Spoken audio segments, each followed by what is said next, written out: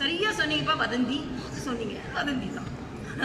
உங்களால தான் எம்பி வேட்பாளர் தேர்வு ரொம்ப இழுபறியா இருக்குன்ற ஒரு எல்லாத்தையும், அதாவது பிரச்சனை வந்தா தமிழிசை ஆளுநர், ஆனா ஏதாவது நல்லது நடந்தா ஆளுநருக்கு அதுக்கும் கிடையாது.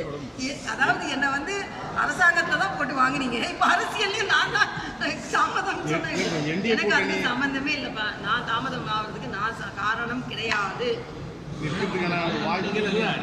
வதந்தி நீங்க சொல்றீங்க, வதந்தி தான்ப்பா. இன்னும் கடவுளை, எனக்கு ஆச்சரியமா இருக்கு. இல்ல தமிழக இங்க புதுச்சேரி பத்திரிகை சகோதரர்களோட கதை எழுதும் திறமை இருக்கிறது.